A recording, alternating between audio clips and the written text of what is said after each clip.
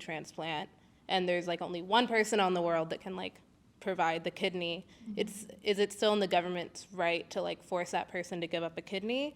In the same way, like, is it in the government's right to force a woman to like give up her like uterus for 9 months to support a fetus that eventually becomes a human? Like I said in my last video, if you haven't watched it, I've reacted to her before. I'll link the video down below. But like I said in the last video, I'm not really educated on the whole thing. But if it is a living creature, it is considered living, then it is murder at that point. It's not giving a transplant. It's like you're not saving, I don't know, I guess you would be saving that person's life. So it's really like, should you force your own time and health to save this person's life, which would be the person with the kidney or the unborn baby? But I just feel like that's not the same thing, because it's choosing not to help someone, which is gonna mean that they're gonna die, and then it's choosing to do something to get rid of something that's supposed to be living. I feel like, I don't know, I feel like it's like manslaughter and then murder. I feel like it's like the same thing, but it's just not as severe. If you guys got any thoughts on that, let me know down below, but that's at least how I kind of think of it. It's a violinist argument. The whole thought experiment is you're walking around the streets one day, you get kidnapped, you wake up in a hospital bed,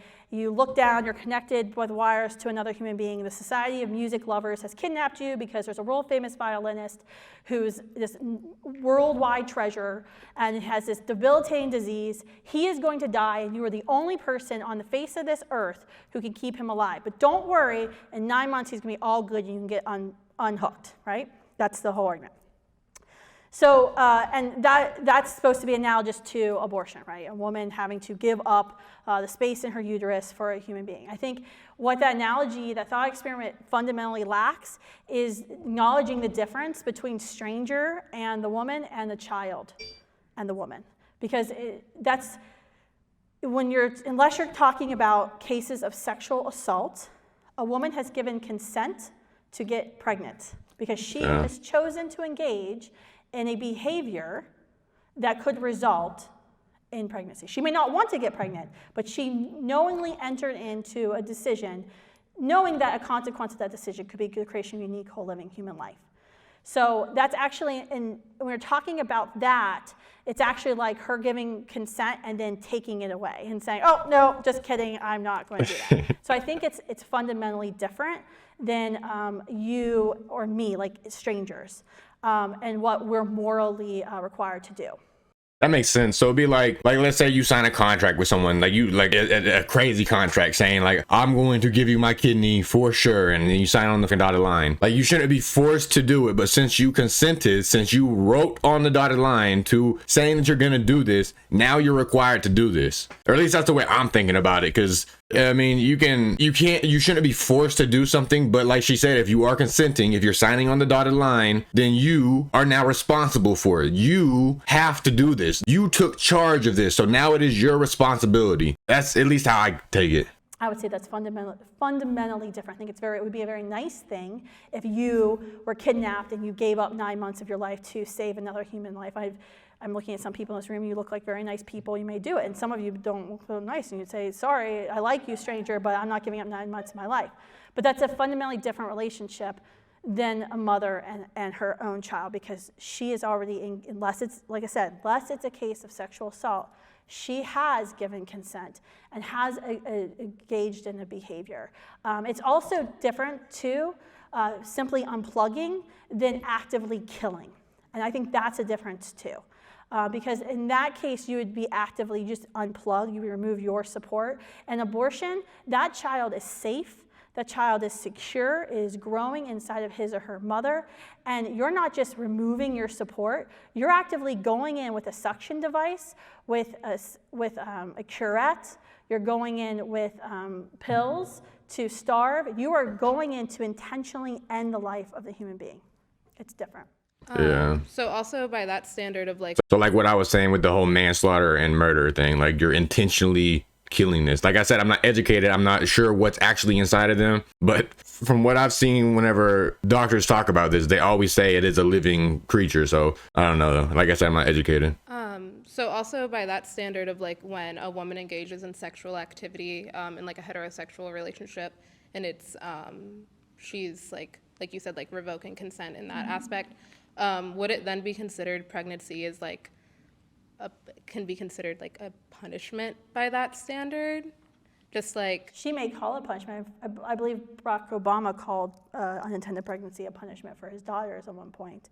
I would say it's not a punishment because, as I talked about earlier, women are superheroes because we can do 3 things men can't do. Pregnancy is not a punishment.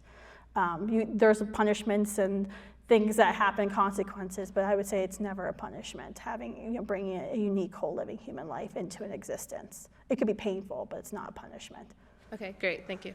I didn't know the video was over, but I love when women actually make a full screen. I love when women actually own up to the superpowers that they're given, not the type of feminists today where they're like, I'm a superwoman because I could do anything a man can do. Like, no, you fucking can't. You can work hard and might be able to compete with some men, but you can't do most things that men can do best better than men.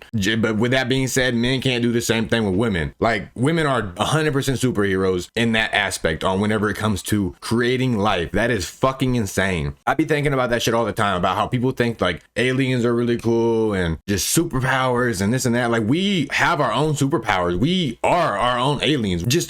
We just don't see it as that because that's what we are. It's normal to us. We're just used to it. But the fact that men can make semen to produce babies, and the fact that women can take that semen and to grow and take care of this baby, that is a superpower of its own. And like whenever I was talking about aliens, like, we're alien as fuck, bro.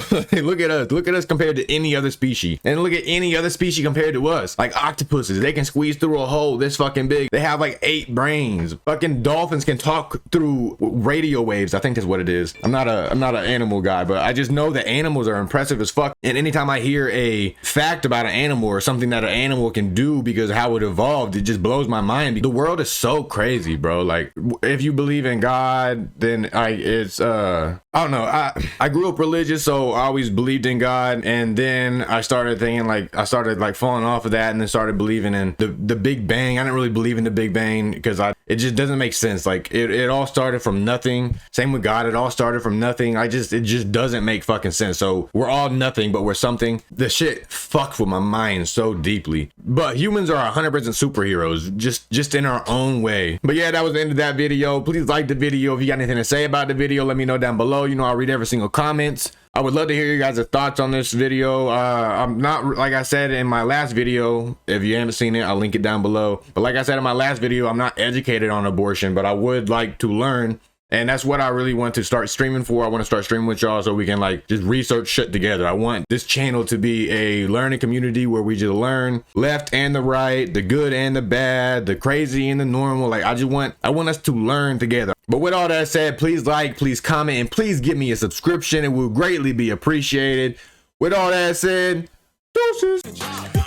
Bro, you grinding when you ain't hating, get your guap. There's grown men out here with kids and they ain't never spent $1. You's a lame nigga with no brain, nigga. Money never made me change, nigga. I'm the same nigga. Free big talk about that cage, nigga. He a grave digger. Work the block just like a slave, nigga. I'm a maid, nigga. Put my team on till we pay, niggas. And I ain't stopping till we